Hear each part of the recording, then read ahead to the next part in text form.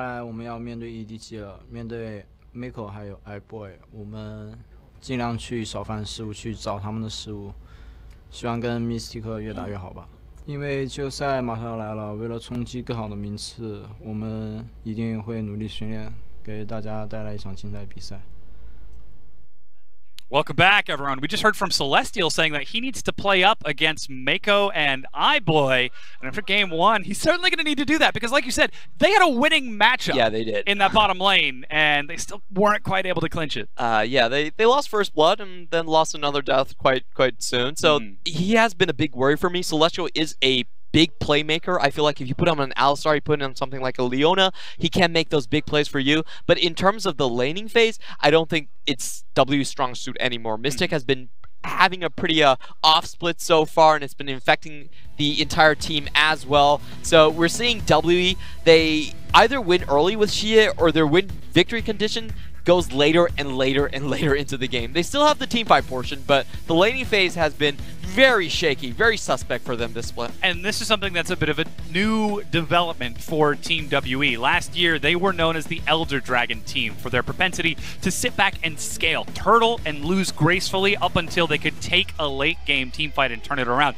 Since 8.4, the changes to Baron, the changes to Dragon, the changes to Elder Dragon, that's no longer a viable strategy, especially now that Baron cannon minions are in the game, the damage being fixed by that banner of command. So WE's old go-to is no longer anywhere near as viable as it used to be. Definitely. You can't just win one team fight and snowball the entire game. Yeah. You actually need to engage. There's more emphasis on being proactive into the early game. And I just want to touch back a little bit on Mystic. Mystic, this is the guy that used to have the second highest CSD numbers in the LPL, right behind Uzi. But right now, he's nowhere to be seen. He's actually in the negative for most of this split, so that's a very worrying concern for WE going towards the second game. We'll have to see, though, if he can start to pick himself back up, because we can see that blue side has been the side choice for Team EDG in that previous game. WE, though, with side selection in this game, too, have now chosen red side. Yep, so a lot of teams are moving more towards the red side, and we can talk a little bit about the ramifications on patch 8.5 here. So in the NALCS, we saw teams win 9-0 on the red side. So red side was predominantly favored, but in the LPL, this actually hasn't been the case. We actually seen a very even split between blue side and red side wins, and part of the reason is because blue side, number one, they can't go for the Olaf first, just like WE did in game one, and also you save two bans in Swain and the Xayah in blue side as well. So it's actually been a lot more even in terms of the LPL, and that's our regional difference compared to NA right now. And that regional difference is providing quite a lot of excitement, considering we are the LPL after all. We do like our team fights quite a bit, even though both of these teams are a little bit more macro-oriented. Clement, what's going to decide this game? Is it going to come down to just the pick and ban, or will WE be able to pull off a late strategy? Well, we just saw that Scout took one more MVP over Xie right now, and Xie, he doesn't like sitting at second place, so I expect a big game out of Xie if W is going to pull it through, and I expect an even count of the MVPs at the end of this. Oh, very exciting. Well, we'll see if that is the case, though. Our caster's now ready to get us into game 2. Cheers, guys, and I kind of want to follow on from the conversation that the analyst desk was having, talking about WE and their strengths right now. It's not really in a laning phase, and it is around teamfights. Now, that sounds like old WE, but they were better at getting to the teamfights. So if you don't have an early game, how do you get to the mid game? Yeah, there was a couple of things that you would have noticed in game number 1 if WE were the same strength as they used to be. Firstly, you would see the Caitlyn locked in by Mystic, and then you would just start shaking in your boots at the thought of playing against it. But that didn't really exist. He died very early on by the Xayah Rakan pressure of EDG. The other side of that now is that Xie exists, and he is a monolithic man to try and get past. He is very dangerous, but Scout gets the MVP against him. So what is WE to do to get a victory in this one? And my eyes still gravitate towards Xie, to the MVP of Team WE, no longer the MVP of the LPL as Scout has taken the throne. Can he actually get it back? He has the chance to, once again, overtake. He just needs to get 2 MVPs in a row, so no pressure, mate. Try and get this one happening for you. So WE will take away the Swain and the Olaf, waiting on their third ban. On the opposite side, EDG will take away the Sion, Karma, and Tamkench for themselves. WE still waiting on their final ban. Yeah, the Olaf to be taken away this time around. Team WE, of course, being on the red side means that the bans do shift just that little bit more. Talia is a decent ban if you want to try and get rid of, again, Scout's best champion. Based off his Game 1 performance, I wouldn't really be sure which one you'd preferentially ban, however, between the Cassiopeia and the Talia. They choose to do neither. They're both going to be up here. EDG looking towards junglers. Now, Olaf has been taken away, so what's left open? Sejuani's left open. That will be going down to Hara, so he gets a second Sejuani game in a row right here. WE left with some of the scraps, so we'll see where Magic moves towards when he goes for something aggressive. Maybe we can see like a Jarvan come out of him when he goes for a tank in the jungle instead. WE, though, toying about the idea of Xayah versus Caitlyn right now, choosing what they want to go for. Last time Mystic had the Caitlyn into Xayah and died twice in lane 2 versus 2, but we'll pick it up again right here and see if he can change his fate. I think by picking the Caitlyn, they should prioritize their jungler this time around. They shouldn't go towards their support because you have expectations of a Xayah Rakan to be seen from their opponents. So once again, they pick Caitlyn. They have a feeling, a hunch of where EDG will go in response and lock down that 2v2. So they do pick their jungler. They get themselves a decent jungle choice. It is his most played champion after all. This will be his 9th game on the job. They set themselves up to pick the support third. EDG will respond though with a Camille coming in here. Well, Sejuani has already been locked into the jungle unless we were seeing anything funky. So Camille will go straight into the top lane, I have to assume here for Ray. Yeah, Camille straight to the top lane. That is a surprise pick, not something that we expected to see, especially not as a second rotation champion from EDG. High priority on it. Very high priority. EDG also lock in the Ezreal as well to match the Caitlyn in the bottom lane. And WE respond with their Shen pick right here. So it can go into the top lane, can go into the bottom lane. And that's a complete shift from EDG with their style of drafting here. WE first, of course, locking in the Shen. Shen can be flexed between top lane and support, and that's not something that they've revealed just yet. They're also about to start banning out mid laners as EDG held that till their second pick phase. The Ezreal is an early rotation. The Camille as an early rotation shows how much of a preference Ray has towards carries in this particular set. Fiora always a possibility. I have to wonder if 957, can he actually even play these carries right now? Or is he just a tank player at the moment? He's got Gnar. Great question, Rusty, because he does have Gnar, but primarily he just really plays tanks to split. And 957 honestly looks like 957 how he was last year in spring, up until he got to playoffs, because 957 turned into a completely different beast once the stakes were raised, but in regular season didn't really show too much, and it's similar in this one this time around. Now, Talia and Azir have been taken away from Scout right here, taking away 2 of his strongest champions in the mid lane, and Vladimir will be banned up against 957 and Xie, and the Syndra taken away. Yeah, Syndra banned away from Xie, not something you expect to see removed.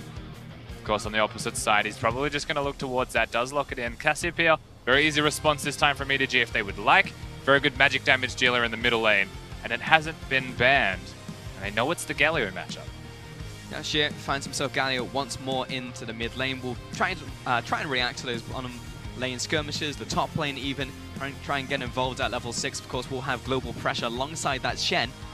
And EDG, they lock in the Rise for the mid lane, and they are now looking for the support. They hovered the Braum, and I do think the Braum I have the highest expectations, I should say, of the Braum being locked in, but the Thresh hover is a curious one to me. Against someone like a Caitlyn, you can try and catch the non-mobile champion out of position. Mystic does often step up on his Caitlyn. We'll have to see which direction they look towards. Either way, it should be a tank, given that their top laner is a carry. Yeah, Miko was hovering the Alistar for just a second, but felt like he couldn't really get on top of that Caitlyn. So we'll instead lock in the Braum alongside that Ezreal. Great lane combination right there coming out from them. And WE looking towards their final pick. And it will just be an instant lock of Morgana. So after shooting that one's going into the bot lane, Shen goes into the top, Galio into the mid, and then Jarvan into the jungle. Certainly what you'd expect. Pulse, of course, in the LPL, we've seen some Morgana top lanes, and it was not good. So it's going to be a support. Of course, into the Braum, it's a pretty good matchup. Into Sejuani, you can play around it very well. I am curious to see the interactions between a Camille ultimate and a Morgana spell shield. I would imagine it's also very good into that as well, preventing the arena from happening. So I like this Morgana pick a lot. I'm a big fan of it, actually. I think that, in particular, this pick enables Mystic so much, and Team WE's composition is just so dangerous at enabling Mystic on the AD carry role. They've got the Jarvan and Galio combinations, the WE special from Worlds in 2017. It's very hard to beat this team when they get this particular combo, and that Morgana only accentuates it even further.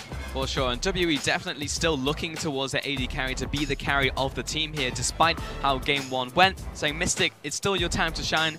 You can make this happen. Xie is usually the person you look towards in this split to really go big in the mid lane, try and get that, put on those carry pants, you know, but WE looking towards the bottom lane to carry them through. Definitely true. So with WE's very telegraphed team composition, the team fighting strengths they've got, the laning strengths that they've got, it's EDG on the opposite side that you have to start looking towards. And this man on your screen, Ray, can he step up 2 games in a row? The Fiora was outstanding. An early rotation, early focus on this Camille does make me inclined to believe that that's where all of the eggs are going to lie, into the basket array. They've even picked up the Ezreal, hard to kill. The Ryze, pretty difficult to kill in that middle lane as well. That's where a lot of the focus seems to be lying. Very much a statement pick, for sure, for Ray to pick that, even with the Sejuani was locked in, so you know it's going into the top lane. And WE, well, what have you got? What have you got, 957? Can you challenge me with a Fiora? Are you going to go skill matchup, or are you just going to pick a tank? And in the end, WE go towards the latter. Of course, there's still some early focus towards the bottom lane of EDG. The variability is there in their early game. It's that late game split push from EDG that you expect to see once again. Well, as we get on to the rest, we'll see if EDG can make it the 2-0 sweep, or WE can bounce back.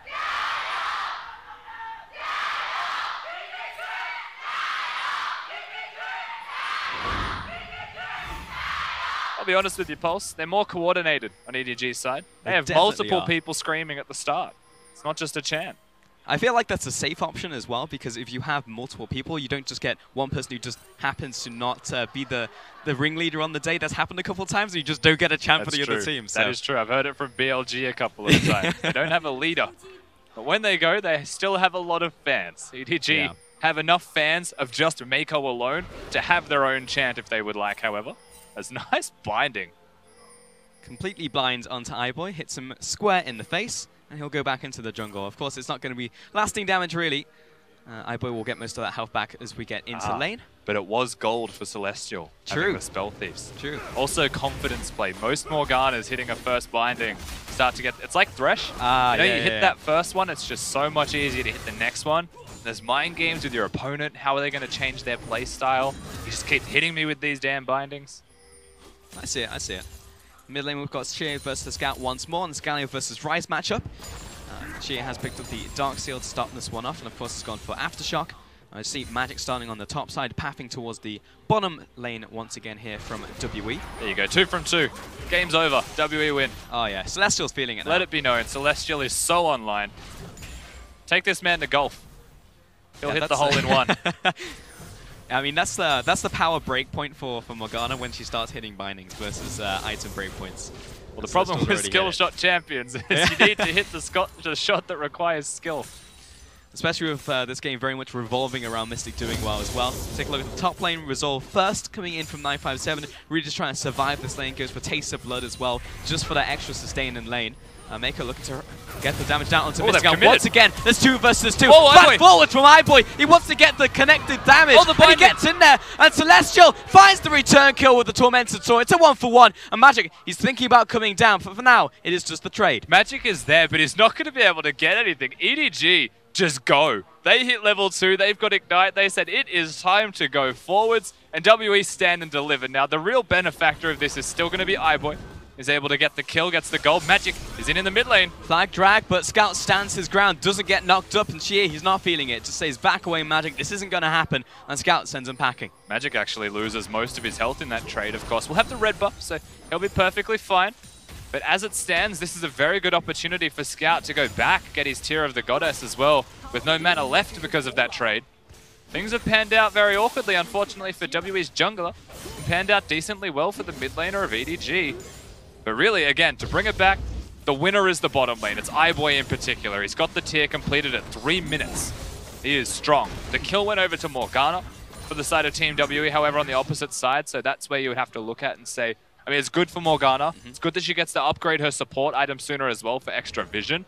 And that's where EDG can start to get exploited, perhaps, if Celestial is able to place the proper warding down. And it was such an aggressive play as well from iBoy, flashing and arcane shifting as well, trying to get point blank so the homing missile would connect.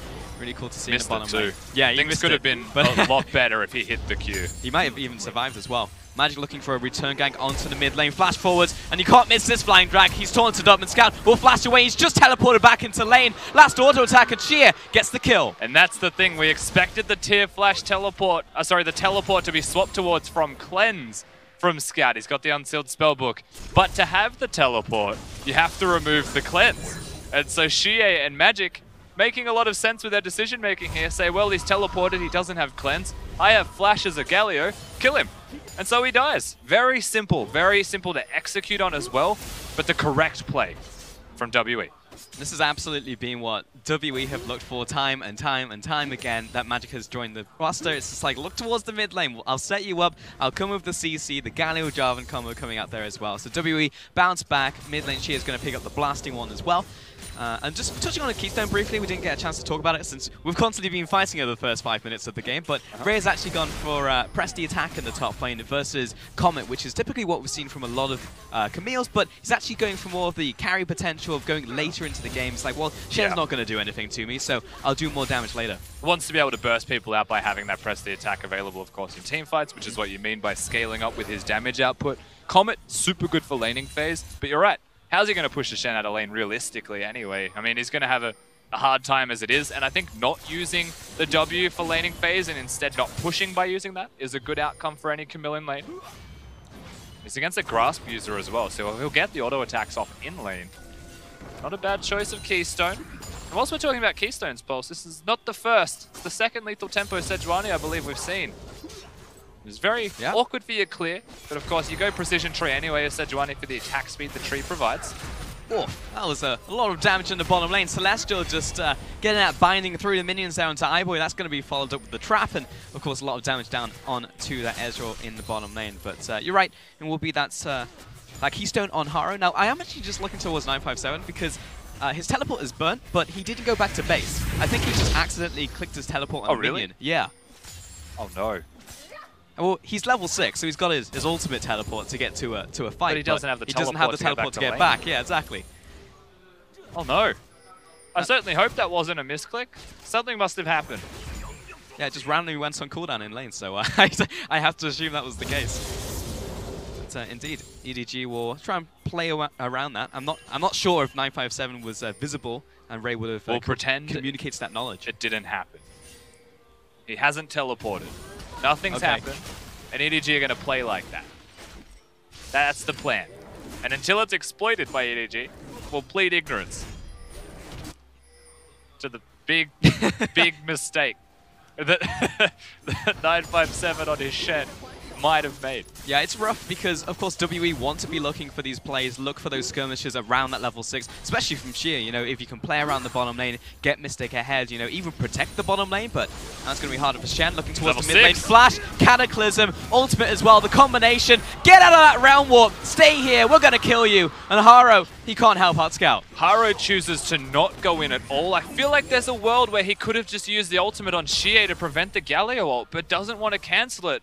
And just like that Scout, he actually even waits the ultimate, knowing full well that Galio is about to come tumbling down onto him. Just gets cancelled. No summoner spells, well exploited once again by Team WE, playing around their 2v2, giving 2 kills over to Sierre. It's all been set up by Magic. Setting up a bigger and bigger advantage now from WE, so they don't even need the Shen. They could just come in with this 2 versus 2 combination, and they are absolutely fine in that mid lane. In terms of the bottom lane, however, Caitlyn's just been farming even with the Ezreal so far. That first kill going to put iBoy slightly ahead, but it's not going to mean too much as the game goes on. And Mystic, he's still trying to scale up right now. He's trying to become that 3-item crit beast that we really need to see from WE. Yeah. Now, Mystic is still yet to recall, and he's got about 70 CS. Of course, does have the boots, but there's a lot of items that the Caitlyn will be able to get for himself if he would like. The longer this laning phase goes, however, the better it is for EDG, because they already have the tier. They have been laning for such an extended period of time with the tier completed that they're just set. They're happy to continue this lane for as long as necessary. The risk comes about when objectives come into question. This is the first objective that you're looking at. Team W able to just go over towards it. EDG's bottom lane couldn't respond even if they wanted to, and there is no way that Scout and Haro are going near this and trying to 2v2. Nice little pickup for WE for sure. Will be the first dragon of the game and an Infernal, no less. Next dragon will be also a mountain. So WE, if they can maintain control of the river, they'll find themselves 2 very nice dragons to start off the game. that recall would have happened from iBoy. It was a bit of a bait there. They psyched themselves out and they lost the mental warfare. He gets a sack of gold from it. That's all good. He's a happy camper now. I'll call that one value for sure. Magic and Xie, he's coming in. He's always in tow behind Xie, following him around. This is a helicopter parent game. Yeah. I respect helicopter parents, but having worked in teaching, not that much. They're a bit annoying. But in this case, it feels like it will very much work out for David. That's what you want. You want him to be there all the EDG time. is a teacher. That's the thing. Right. It's got to be very annoying to be Scout and just constantly see Scout's Magic the nearby. teacher. Water bush. Oh, look. There they are again.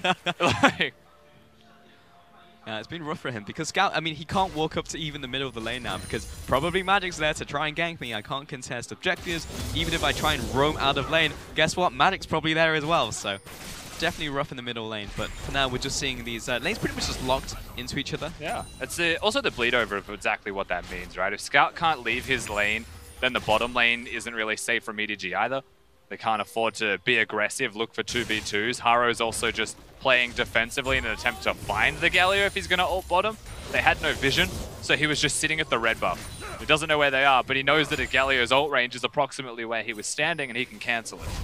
That's what they're trying to do right now. Play it slow. Once they get the recalls in, things could shift from EDG, however. But the current tempo is sitting with WE. Only by a small amount, however. It's definitely going to be about these item breakpoints as Mako teleports back into the bottom lane here. As the Rod of Ages has been completed by Xie. In the top lane, it's just the makings of what could be a Ravenous Hydra or a Titanic Hydra, though there is a gang into the top lane.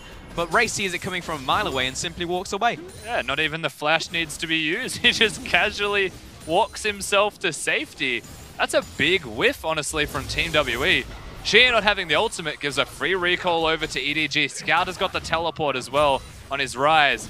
And they've also given the free recall over to iBoy right now by setting him up like this to go back to base. And that's going to be a massive purchase for both AD carries, but it's forced by EDG. They make it happen, and they can, because Xie goes top lane and makes a mistake. Yep, no longer be able to deal with the bottom lane, and Ezreal gets to go back and completes his Mana Moon, and also picks up the Sheen, and actually just a long sword and a control ward off of that. So it was very much a big purchase. You have to look towards Mystic as well, because probably after this wave, I'm expecting him to also recall. Buy a full Infinity Edge. The amount of money that he has, I have a feeling, but I don't know the exact amount. If I was to guess, 110 odd CS, it'd be like 2,600 gold, maybe. I think maybe he'll have the components at most. He'll have, you reckon? Yeah. Oh, he has already bought boots. You know what? I think he'll have every component of a completed item. Yeah, I think so too. And maybe a control ward. Let's see, because he's recalling now. So the bets are on. Mystic control ward. Good point. Maybe not a control ward. I retract that statement. Good one. Here comes WE into the bottom lane, looking to see if they can make something happen. Celestial is alongside them, but WE actually deciding to back away from this one. Xie doesn't have his ultimate, though Magic does. They have been warded out, however, so they know exactly where Magic is. He hasn't recalled, so that's the only reason I'm upset. I just needed to get that out of the way. He has to stay for another wave. Magic is here to try and assist in the recall. EDG could probably take this fight. When you look at how strong iBoy is compared to Mystic, Mystic is throwing peanuts at them. Doesn't do any damage. He's got a pea shooter because he hasn't gone back. So the tickle monster. Morgana is doing more damage than him. Morgana has been able to recall, and they have to send the Caitlyn back to base sometime this year. They are trying, but EDG are keeping them in lane, sending the waves in constantly. That's why Magic is down here to try and relieve pressure, just so Mystic can go back to base. Finally, he will do at 120 farm for his first purchase.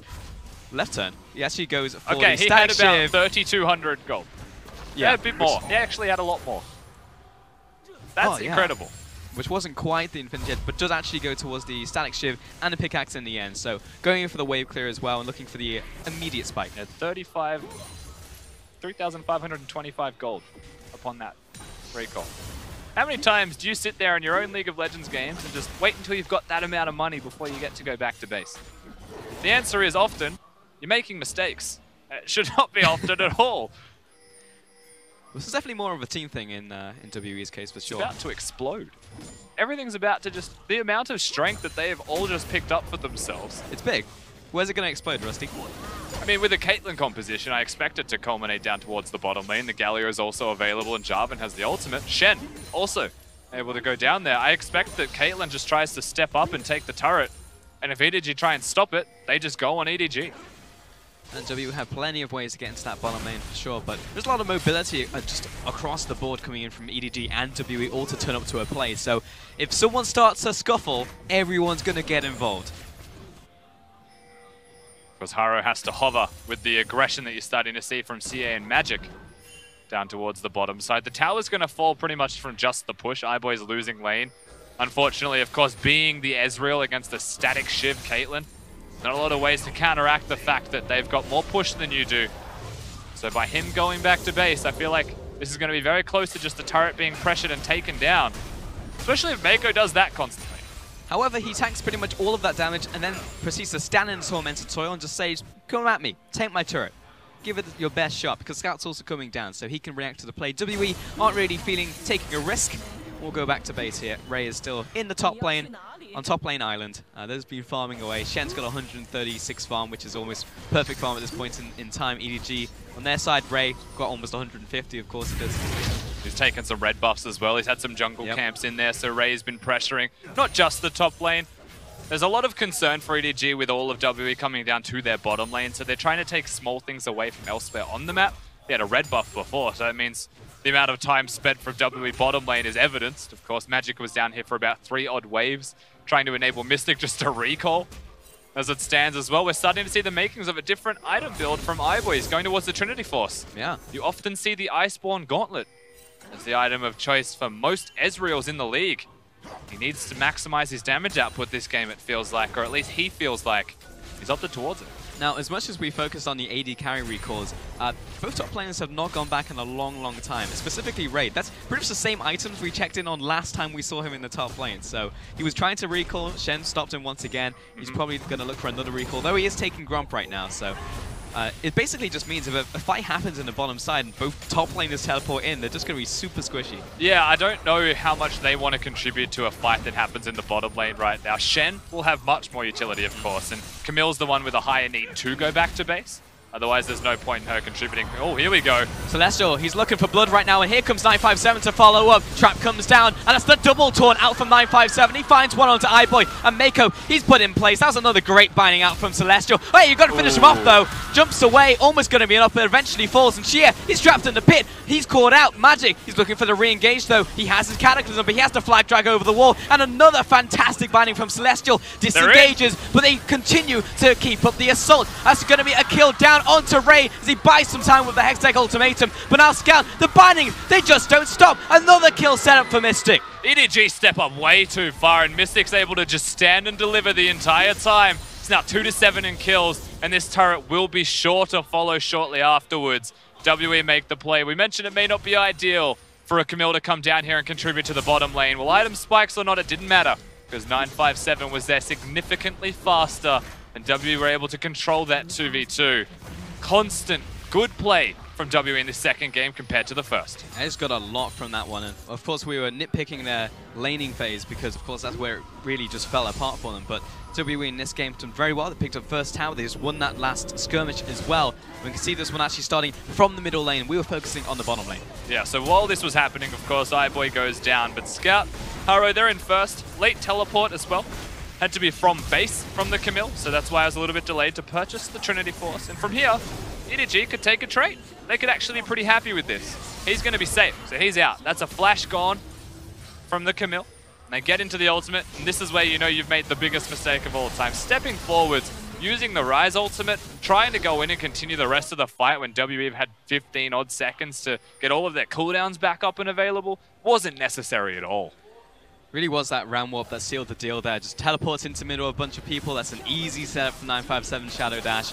And that just means more and more CC. You know, a lot of this hard to land CC, like the traps and the dark bindings, they're going to hit a stationary target. So WE completely demolished that team fight. And you're right, EDG, they kind of overstepped in that one for sure. They were binding off more than they can chew. And Ray was not really able to impact the fight either. I'm not even sure if he managed to hit anyone. The LPL is having a very rough day with the Rise ultimates. If you watch the first set between IG and Rogue Warriors, you'll know exactly what I mean when I say that. But oh yeah, no spoilers. A couple of cannonballs happened here and there. True, we had a disastrous one yesterday as well that meant LWX's death. Don't know if you remember Oh, actually, that one. yes. Oh, no. It's been a bad week. Yeah, it has been, Rise it's actually been a Ultimate bad in week the for sure, yeah. LPL. Well, don't worry, Rusty, it's about to end. We've got week 10 just coming up on the horizon on Monday. But for now, EDG, it's got to back away once more, just try and get some of their resources in the jungle, move towards the top lane, in fact. 957 recognizing this with the tower going down, trying to escape, hook shot, keeping him in place, and the rest of the team is following after. And there's the Galio ultimate to try and respond. Ray, he's actually quite low. Winds of War is the back away on this one. Haro, Mako, and Scout all turn up to the play, but they've already disengaged. The party's arrived, but the tower's already gone. It was just a disengaged party. They all escort the president to safety. Ray's going to live, even though he doesn't have a whole lot of health left. But we are seeing the makings of what EDG's composition wants to do. Rise is in the mid lane, has a decent amount of wave clear, is pretty hard to kill. Ezreal, long-ranged, consistent poke and damage. Well, who's going to stop the Camille in the side lane? Shen can only hold on for so long. And eventually, the Camille will start to run away with the game. That's the first turret that we've seen gone down from him in just the 1v1. And now the lane swap comes into play. It's a battle of who can take the turrets first. Yeah, that is the concern, later on into the game, and indeed if the Shen can become that brick wall. But for now, WE get the rotation into top lane. iBoy is pretty much by himself before the team actually arrives. So this top tower, almost not long for this world. Mako now just arrives. Yeah, last auto tank is just dead. So WE find the second turret of the game. No response from EDG. Very late from the rest of EDG to get there. Of course, remember that the teleport was used by Mako, so his positioning on the map was a bit awkward. I think he went back to base afterwards because he swapped it over to the exhaust now. So EDG aren't really in a position to defend that turret. So if we're going to talk about what I just said, who wins the race to take down turrets, pretty definitively Team WE. Especially with this Caitlyn. And of course our focus has to be on Mystic in this game. He's playing the Caitlyn. The team composition is pretty much just built around this Caitlyn, protecting her, making sure that Mystic can get big. And he's already 2 items, so he's well on the way to becoming that big Caitlyn. Celestial's also having a very good game. It's not just Mystic on the Caitlyn that can step up, it's Celestial enabling him to do all of this. I think so far, 1-0-4 rather, the scoreline doesn't reflect how much work Celestial's actually been able to contribute to this game. This has been a very, very important showing from the support of Team WE that he's able to integrate to the roster. He even said it, he just needs to play up in this set, perform better alongside his AD carry and Mystic. Well, he's doing that in Game 2. You're definitely right. There is a direct correlation here between Celestial doing well in lane and Mystic also doing well in lane. But, Celestial just has not missed a beat when it's come to these bindings. He landed 3 in that last fight as well. That was crucial to WE winning that one. And the siege continues in the mid lane. It's almost the outer turret down here for WE, and they would be able to crack it on the next wave, it looks like, unless there's a response from Scout here. Scout's moved, he's got the ultimate that he could threaten to go in, but EDG would have to fight. They'd have to engage if they wanted to defend this. It's unlikely that they can. That was the ultimate down onto Shie to lock him in place, and Magic just walks it off. But that's a lot of ultimates used, and iBoy's low, and Haro wants to go back to base, so WE just going to take this. That should pretty much be it. The next wave will crash. It looks like it's going to be a cannon as well. No real possibilities of a defense from Scout. He does have the cleanse, so Morgana bindings can be cleansed through if he wants to focus on clearing the waves. We'll have to see how he plays this one out, because the turret, dead to rights, especially with the door gone. There it goes. Third tower of the game to WE, and night and day between Game 1 and Game 2 for this team. Shie will go into the jungle, clear out the wards as well, and this is pretty much going swimmingly for Team WE. Yeah, they get the Caitlyn going, they get the turret in the bottom lane, and the Caitlyn is unlocked. Suddenly a siege composition is incredibly viable. That's what they're able to execute upon. Mystic goes top lane, Mystic now goes mid lane. The team corrals around him. It's this next step where things usually get a little bit more tricky for the side of Team WE. Can they break the next part of the map? Can an inner turret go down? Vision's harder to place for EDG, but it also means that WE have to step up. Yeah, walk into the jungle, walk into some dark, shadowy alleys, I guess, into EDG's jungle that they probably don't want to face check with Mystic. Send in the tanks first. In the bottom lane, Ray still going to be pushing. That's what he's going to do for most of the game, honestly. I think it's 957, but he's become a pretty good brick wall. He's already got the Titanic Hydra. Now he's going into the Randon's Omen, so he's pretty much made himself to be anti-Camille bot. And speaking of Titanic Hydras, that's the build that Ray's going to commit himself towards as well. So it's not all in on split pushing for the top laner of EDG. He's gone towards a more teamfight-oriented version of the split push build. Of course, he can do both now. He's not going to be tanky, but he's going to be harder to kill. I think the biggest goal that EDG have got for themselves is kill Mystic. It's pretty obvious that he is the MVP that needs to die. With iBoy maximizing damage with a Ryle's Crystal Scepter picked up from Scout as well. It's hard for WE to chase their respective opponents. But who's going to go with Ray when they try and get into the backline? Shie just as punches to relative safety, but he's still getting chased down. There's the ultimate out from 957 and turning up into this play, and a redemption for the heal as well. Haro, he's trapped in place, he's completely dead, and WE, here they come to wipe up the mess. iBoy flashes out of the way, does not want to be in that one, but Magic follows up with a fantastic Cataclysm, and there is no escape for the AD carry. I mean, iBoy didn't need to flash, but he flashed out of respect. The team fight is won by WE, and it's happened just next to the Baron buff. They don't necessarily need to do the Baron, but if they can control the vision, which they just missed that one ward, now they've started it off. They've got the pressure. EDG, this could be a problem for WE if they don't play it correctly. EDG are here. Here comes the teleport from Shie. He's back to full health. He's back to zoning. And while Mako is pushing up, that's a stun down onto Scout. They have to both flash in tandem. And WE, that secures the Baron. And easy as you'd like. The Baron is clean. It's there for Team WE. The shops are available. The purchases for the items are there now, and they have snowballed incredibly hard. With the Baron buff, inner turret's very easy to take. They should be set up to succeed from this point onwards. Just waiting to see if they can do it. Now EDG, they were looking towards mid lane. Maybe we can take this down before WE arrive. Weren't really feeling it with a Rise and a Braum in there, so they'll actually teleport down to this Cloud Dragon instead. Take this one away. It will be a consolation prize. First two of the game were an Infernal and a Mountain Dragon, but they'll get themselves a Cloud Dragon. Here comes the replay. The fight starts off trying to catch Shie out of position. And he is pretty out of position, but the Shen ultimate, the redemption, a lot of things to keep him alive for an extended period of time. And Haro isn't all that tanky. Remember, 957 built damage as well, so the fight follows afterwards. Binding misses, respect flash from iBoy actually gets him killed.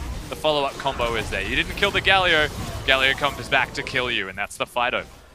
Magic playing that exceptionally well as well. Sees that Ezreal has no more dashes, no more arcane shifts, no way to be slippery, and locks him down the Cataclysm, the Flash Cataclysm at that as well. He's actually gone for a Goggle Stoneplate second in this build, so it's very clear what he's looking for this game. I'm just going to ult people, I'm going to CC, the rest of you guys, you're going to deal the damage. Yeah, they're pretty snowballed as well, so he can afford to go towards the stopwatch item, so to speak. He's got enough money after the last couple of fights that he can finish that one off and have a Kindle Gem. But even Shie in the mid lane has gone towards a stopwatch for himself, so it's very clear the plan is just dive. Not even just snowball and get turrets anymore, but have a Caitlyn step up, place the trap line, and just taunt EDG into coming towards them. If they can, then they'll probably run into certain death EDG. And if they don't, then there's a chance that WE turn around and dive them instead.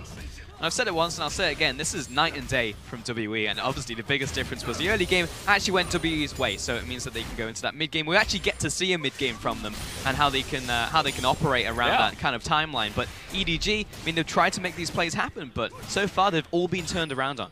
In a battle between a strong mid game team in EDG and a strong late game team in WE, we've seen the shoe on the other foot. Now the responsibility for EDG is to try and scale up in this game. But how hard can they really scale when the Camilla's just gone even? There's no turrets to take, there's no save point on the map to actually take them either. It's tough, and EDG have to play on the back foot right here. You've got Mystic and Celestial pushing up the top lane. Meanwhile in the jungle, Magic is ready to rotate, Shie pushing the mid, and of course 957 in the bottom lane, trying to prevent the split push from Ray, who's actually moving towards the mid lane now. There is a potential for EDG to try and collapse up to the top lane, but WE is playing it safe, they're sieging slowly. I like what Ray's done, that he is positioned in mid lane because he doesn't have the teleport, so he's going to be in a close to rotate position.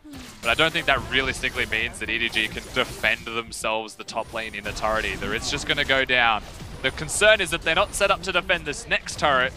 WE are steamrolling their way through. I don't think they'll slow down. Yeah, EDG only have 2 members here. Mako can buy a bit of time bringing up the door, but I mean, WE just going to lay waste to this tower right here. EDG finally turn up, and Mystic just needs to hit that 2 more times. This could be a pick, however, onto Magic. Nope! That's going to be the Black Shield out from Celestial, and then he just walks away unharmed. Top tower is down, and it feels like the hardest part, you know, cracking the base has already been done for Team WE. Certainly has. There's no more Baron left, unfortunately. Is the only concern that they've got for themselves. iBoy's poke is starting to become meaningful. There's no minions to stand in front of. So I feel like WE may actually just get pushed back right now. But we'll see how they play this one out. Remember, the Morgana bindings, as well as the Black Shield, are so pivotal to defending this. I don't know who can kill Mystic when that's available. That was more than the half of Scout's health from one headshot crit there from Mystic, so I can confirm he hurts. They're trying so hard to defend. There's just no way to defend. The Morgana pick is actually the biggest deal for me right now. The Ezreal, I'm not too sure on the Ezreal in particular. But for the rest of the map, they're okay. They just need to try and continue to hold on. I don't think they can. WE's constant onslaught with this snowball Caitlyn. It's not just the 3-item build, actually. This is not the first time we've seen this from Caitlyn, but he's gone for a 3rd Zeal. He's going maximizing his attack speed, as well as having the 100% crit build. As Caitlyn is already massive and just got even stronger with that back, moves on to his 4th item, which is now the Phantom Dancer as well. So he's got more protection on top of Celestial, who's going to be peeling with him, plus Xie, plus 957. So it's going to be so difficult to lock down Mystic. But you know, if he dies, that is a way for EDG to find themselves back into the game. If Caitlyn's dead, that's a huge amount of damage down the drain. That is the way. There is only one way to win this game for EDG, and that is assassinate the Caitlyn. And ideally, it is assassinated. It's not teamfight kill the Caitlyn. The Xie's actually completed a full AP Galio build as well, something that you'll see a lot more often on Galios. Gone are the days of the tank. The tanky stats only come from the runes themselves, having Resolve and having the Shockwave.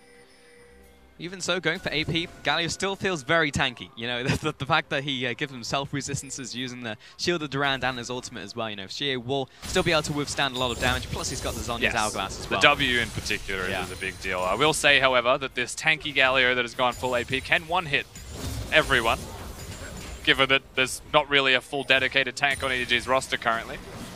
So I don't think anyone can even 1v1 him if he wants to start going to side lanes. Always a possibility.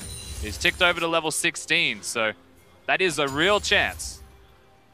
I mean, Haro is a dedicated tank, but he is dedicated towards armor currently. He's got Merc Treads and hoping that's going to protect him against the Galio, which will be coming in here. But for sure, that front line probably not going to be long for this world, whereas iBoy will have to try and output this damage in these team fights and indeed when these sieges happen. But W have knocked down so many structures off of that one Baron alone. They've opened up such a big gold difference here. It's 6,500 gold over towards them. And honestly, most of that's probably on the Caitlyn. By no means is the snowball as severe as it was in the first game from EDG when they took down WE, but it is still there. 6,000 is it's a gold difference you can come back from. Definitely still in this game is EDG, but it is not going to be easy for them. This isn't a win the team fight, win the game type of affair here. It is you have to win a team fight and then another team fight, or you have to win it and immediately get the second objective with the Baron, which is up in 15 seconds. I think this next Baron probably just decides if WE win or not.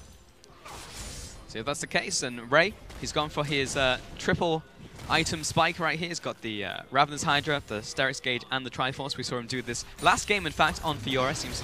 Seems to be his split-pushing build right here for Ray, but hasn't really been able to do too much this game. Knocks down the top turret against 957, but for the most part, even if he meets 957 in the bottom lane, he'll stop him from pushing. A lot of the gold difference is in the turrets, though, being 1 to 7. So if you can start to scale up, get some extra items, and start threatening in the split push, then he'll be fine. But he's not splitting. He's grouping up with the team right now. Shen is pushing bottom lane. So WE honestly don't touch the Baron.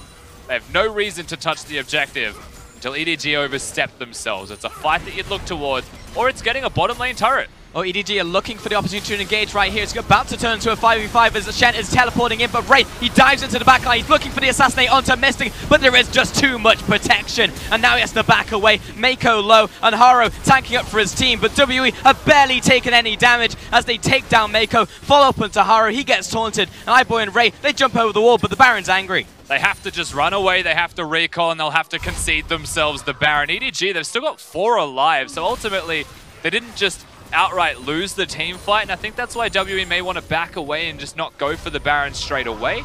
They are going to walk back to the area, however, as they see Ray. They've still got control, they've still got the vision down. It's just so tanky. No one took damage from WE. That was absolutely absurd, but I mean, you have to look at the positioning from the team. Ray dives into the backline without any assistance, really, but now EDG are trying to contest this Baron, but it's already dead, and Xie is looking for the opportunity to take down the enemy AD carry once more. The flash comes in from Haro. He wants blood right now, jumps onto the Shen. Won't be enough damage, though. Nice sidestep in from Ray. It's going to be the true damage coming through, and Mystic is down. There's the kill out from iBoy, and they're looking towards the second, the third, onto Xie. He's by himself right now. He can't take anyone with him, and 3 kills for the Baron. EDG EDG find themselves a power play. And a good body block from EDG to ensure that their AD carry stays alive, but an even better assassination onto Mystic to ensure the AD carry of Team WE is gone. And as they kill the most valuable member of that team, suddenly they can get the rest of the team fight behind them. Now they push forwards. 30 seconds on Xie, 25 on Mystic. They'll get a turret, but then a Baron buff WE will be coming back at them afterwards. Yeah, for now, EDG are very low on the old health bars, but there is a good 15 seconds left on Mystic, so they've got that amount of time, Rusty, yeah, to take down this turret. They're still going. They won't be able to finish the game off of this, but they can at least take an inhib and back away. Yeah, this is good. They're taking the maximum EDG. They choose not to be safe this time around, and from a very reserved side, I admire that the most. Of course, they had an inhibitor spawn in top lane that coincided with defending their base, defending their Nexus turrets. We get to see this fight again. Mystic is the man who dies, so he's going to have to be the one that you look towards as to how he dies in the first place here. The answer is one of the fastest rises you've ever seen, just sprinting at him and taking him down there immediately. So he'll get that first kill. iBoy and Scout, somehow, while the rest of the team, the tanks, are fighting the tanks, the carry is just assassinated. There's a fight happening. Yeah, they just simply walk up and kill Mystic, but Ray, he's by himself in the top lane. He was caught on the back foot, I guess, either split pushing or trying to recall, but WE, they get the pick, and now they're looking for objectives. Regardless of how he was caught, he was caught. His position on the map was very far forwards. He probably shouldn't have been there at all, especially when the enemy team has got a Baron buff, and you're trying to get some vision down, get vision in place, and play defensively for the duration of the buff. You had an inhib. You were set up to succeed. And now you've got 35 seconds without your top laner as a Baron buff with a Caitlyn starts barreling down mid lane. Possibly a critical mistake here from Ray. He's going to be up in around 30 seconds from now. There's going to be a 4 versus 5 here from EDG. Doing their best to step up, try and clear out this minion wave. Oh, he's not stopping. No, he's going to keep on going. Barely misses skill shots on this Ezreal. He's one of the few Ezreals in the league that you actually give permission to him to play the Ezreal, you know what I mean? Ezreal's a hard champion. It was spoken by Prey as well, of course. Only good Ezreals should play Ezreal. iBoy is one of the good Ezreals. Yeah. Uzi is another. And I'd be struggling to think of a third off the top. You can count them on one hand for sure. Absolutely. So yeah, we'll get the blue buff here for WE, and Fury. We are finding it hard to... There's one, but he's not in the LPL, so... WE... Hey. Huh? What? Oh, Fury! I don't know, I was thinking of... Something as I'm thinking of Prey for some reason. Yeah, Fury and Unicorns. Soon in gaming. EDG going to push up the top turret. And for now, WE, they have kind of been stalled. With the respawn of the inhibitor in the top lane, they're finding it difficult to just move up there, look for the 5 versus 5, even though that was a 5 versus 4 as well. And in mid lane, they can just clear out the minions. So EDG are stalling. I will admit that WE have played this game out almost, and I said this to you in the break, but I'm corrupted from watching IG. I feel like they played it too slow, WE. They had opportunities to push. They had a big advantage through their AD carry position. They had a composition to continue to threaten sieges as well. They had a Baron buff. They could have perhaps been more forwards, more aggressive. They got an inhib. That was good to have, but they played around the Baron almost a little bit too hard. A Caitlyn composition isn't as Baron reliant as something like the Xayah in game number 1 that we saw from EDG.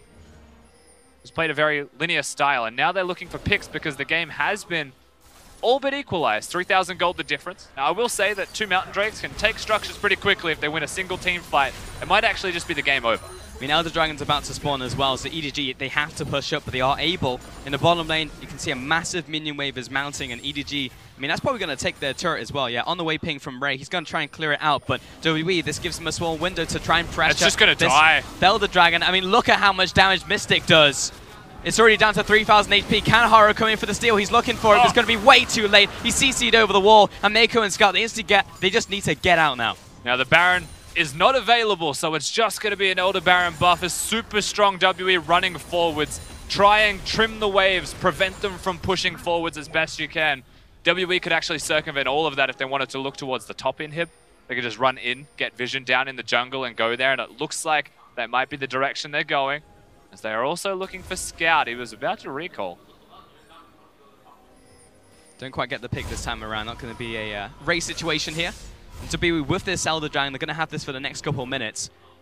This might be the nail in the coffin here from EDG. Of course, W are going to go back to base first, get some items, make sure they are fully maximized before trying to go for this fight. But WE, they have the combat power over EDG now. Amazingly, of course, the fact that EDG got that mid lane inhib is a big part of what saves them in any kind of subsequent team fights that occurred after the Elder Dragon was secured. They had mid lane control. They had the ability to push secured. The super minions will do it naturally. So they were set up okay, EDG, and they've held on. They've bought a lot of time. Time that maybe shouldn't have been there in the first place. When you think about how long that bottom tower managed to stay up, though, from WWE, 957 has done a spectacular job at keeping Ray in check. It's only gone down now at 39 minutes into the game. So WWE, they lose that one structure, but they're going to be okay for now. And they're actually not grouping up and utilizing the Baron, the Dragon right now. It's a slow process from Team WWE. Everything is. Feels like now they're starting to move forwards. They didn't look towards top lane. They didn't all in just commit themselves to an inhib. We said there might have been respect from EDG in game number 1. Perhaps the same thing is occurring when the shoe is on the other foot. Team WE. Slow, cautious, methodical play. They're going to go top lane now. They've still got some of the Elder buff remaining. It's only 1 quarter left. And Push has to happen. Without the Elder Dragon buff, as we take a look at the runes here from Mystic, who has Gathering Storm. So 40 minutes into this game, he's only getting bigger and bigger. WE, they're fine with playing it slow. They take the inhibitor once again. Walled off, of course, with that line of traps. And WE, they can move towards the mid lane. Move as a group, make sure no one gets caught out. But Mystic, he's pretty much unstoppable. It's 20 seconds until the Baron as well. So the remainder of the Elder Dragon will help them get into when the Baron spawns. But it doesn't mean that there's super minions pushing top lane. EDG are still set for about a minute before a super actually gets to that wave. They could get here. I think WE's best case scenario is control mid lane, use that mid control to get towards the Baron. But EDG have already pushed it. EDG are walking into Fog of War as well, completely revealed out by 957 on that Scry's Bloom. It's a full 5 versus 5, and EDG simply do not have the vision, and just one auto attack onto Mako chunks him. Yeah, Mako can't afford to step up like that if he's not going to put the door up. Baron has been started by WE. They take it so quickly. It's almost already dead, and Haro, he's looking for an opportunity to jump in, but he has no idea. He jumps over the wall, but it's secured by Magic, and Haro, he's going to be the sacrificial boar. He goes down. Meanwhile, however, Ray did get an inhib, so they traded. It's not going to be the best possible trade. And look at WE. They've just moved to top lane. They're looking to try and get the pick on a scout that they won't get. But this could be a big power play from them, an attempt to just end. I mean, 957 has the teleport. Once he deals with this mid lane minion wave, he will be able to just teleport up there. Ray is dealing with the bottom lane, and he does have his teleport, but he's going to be slow to this play. And WE, they're stepping up. They want to finish this one off. Here comes the teleport out from Ray, but the instant engage from Magic, he's making this happen before they can get reinforcements, and the first kill is already down to Haro.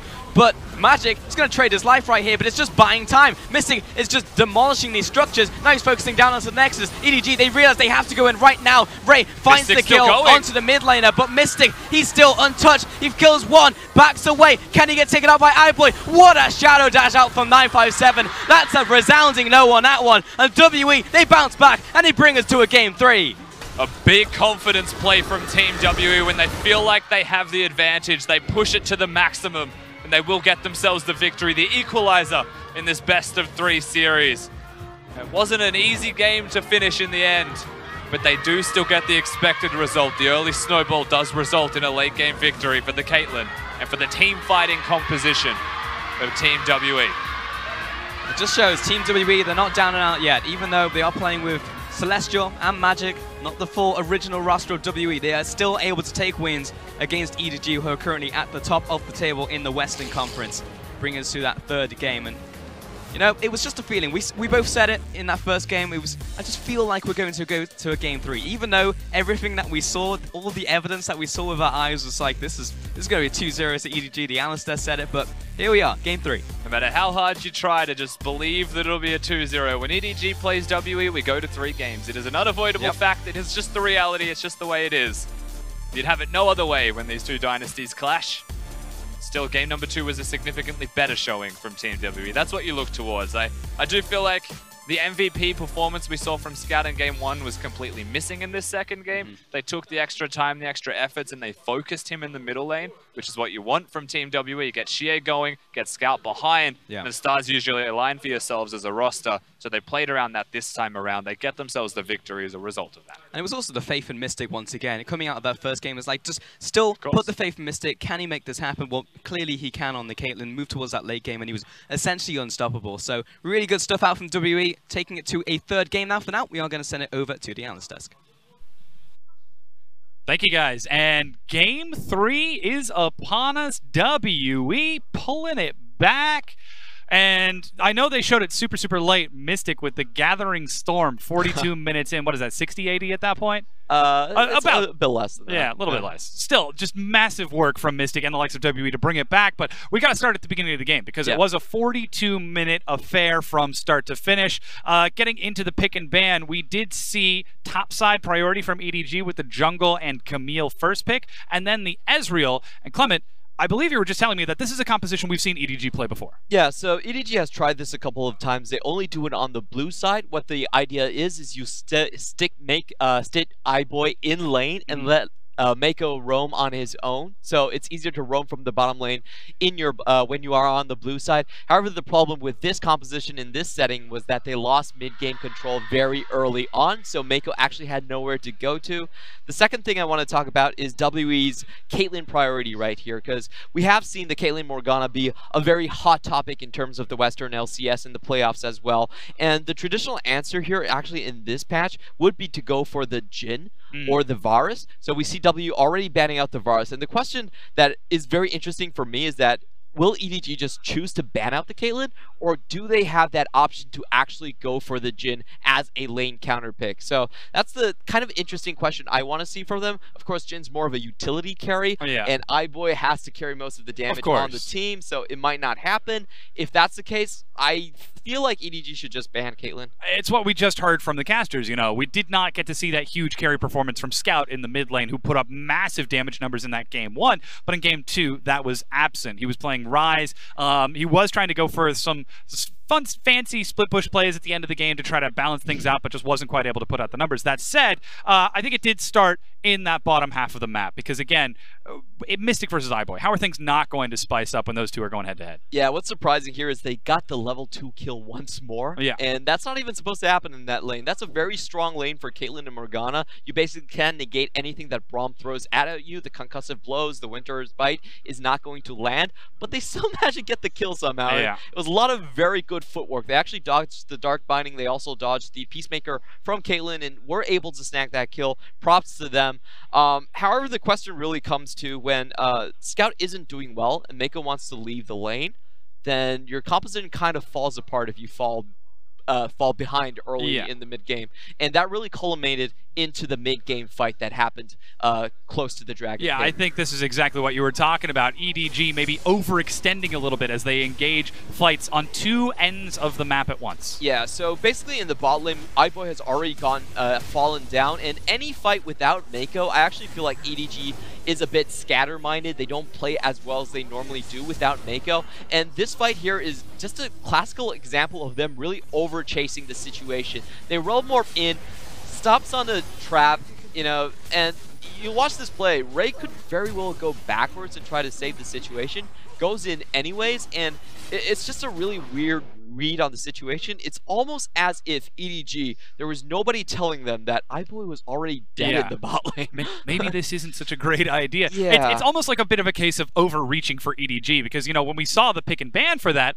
they were kind of laughing in their chairs, kind of jumping up and down like, all right, we took game one. This series it's out of the way. It's WE. We can go to sleep on this one. And then WE just came back and said, no, we're still one of the best teams in the league. We might not be at our semifinals level from Worlds just a few months ago, but we can still compete.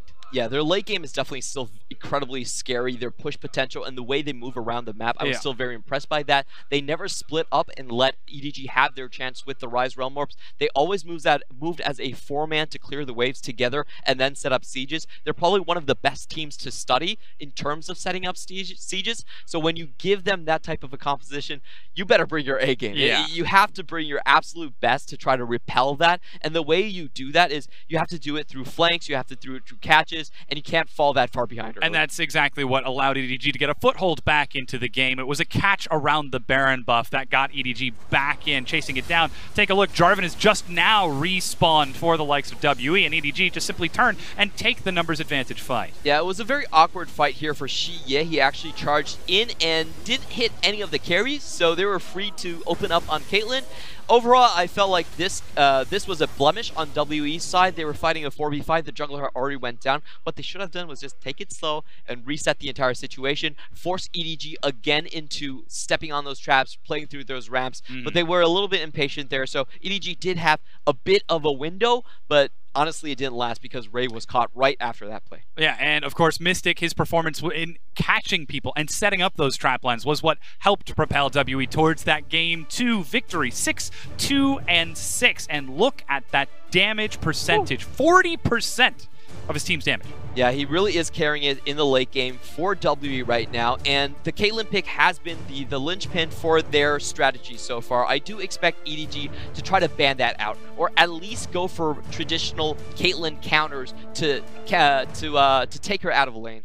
It is actually kind of funny that we are seeing WE sort of play this style where even when they have an advantage through lanes and late team fights and making small mistakes to let themselves get back in, they're still playing it patiently. They're still setting themselves up properly for these plays and, you know, making sure they've got wards, they don't get flanked, no Rise Realm Warps from behind. Yeah, the only thing I think EDG really need to look into and improve is Haro needs to get in on the early action. He's been absent, completely absent in the early game so far. The first game that they won, he still had less assists than the enemy jungler. They can't get action for him to either secure scout or to make plays and sync plays up in the bottom lane, and that's really weird from EDG's perspective. A lot of times they're actually winning these lanes, but they're doing so without the jungler. If they add Haro into the mix in a healthy way, unlike the way he helps Ray, previously, then I could see EDG really stomping this WE comp. Well, we'll have to see if he's learned his lesson. We've got Game 3 coming at you. Don't go anywhere. The LPL is going to be right back.